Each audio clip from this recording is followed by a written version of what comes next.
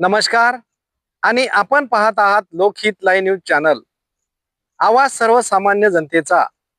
पाहूया यवतमाळ जिल्ह्यातील काही ताज्या घडामोडी. साकूर येथे दूषित पाणी पुरवठा, नागरिकांचे आरोग्य धोक्यात. वैद्यकीय अधिकारी डॉक्टर अक्षय डाकोरे यांनी ग्रामपंचायतीला दिली भेट. यवतमाळ जिल्ह्यातील साकोरेड्डी या गावामधील ग्रामपंचायत कार्यालयाला वैद्यकीय अधिकारी डॉक्टर अक्षय डाकोरे यांनी सोमवार दिनांक 7 जुलै रोजी भेट दिली.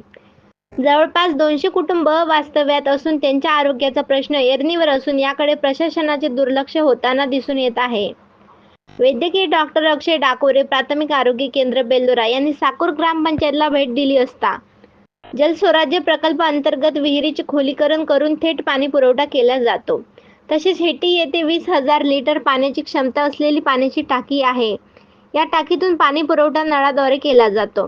दिनांक 26 जून 2025 रोजी नळावाटे येणाऱ्या पाण्याचा दुर्गंधीयुक्त सडका वास येत होता. त्यावेळेस गावकऱ्यांची चांगलीच खळबळ उडाली होती.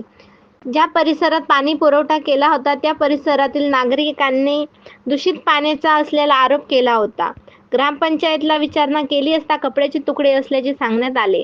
मात्र प्राथमिक आरोग्य केंद्राला गावकऱ्यांनी संपर्क केला असता पाण्याची तपासणी करण्यात आली. तो अहवाल पाणी पिण्यायोग्य असल्याचे प्रमाणपत्र देण्यात आले होते. या सडक्या वासाच्या पाण्याने अंघोळ जरी केली तरी अंगाला माशा लागत होत्या. अशा प्रकारे नळाद्वारे पाणी सोडण्यात आले होते. परंतु पुन्हा दिनांक 4 जुलै रोजी पाणी तपासण्यासाठी प्राथमिक आरोग्य केंद्रात नेले असता तो सुद्धा अहवाल पिण्यायोग्य असल्याचे सांगण्यात आले.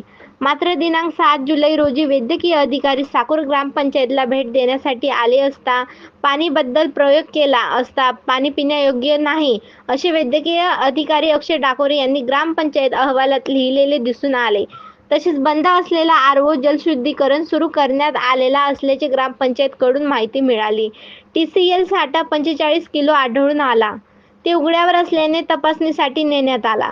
त्याचा रिपोर्ट 7 दिवसात येणार असल्याचे वैद्यकीय अधिकाऱ्यांकडून सांगण्यात आले. तसेच नादुरुस्त असलेली आरओ मशीन दुरुस्त केली असल्याचे ग्रामपंचायतने सांगितले आहे. यवतमाळ जिल्हा प्रतिनिधी हर्ष नंदा वाकोडे.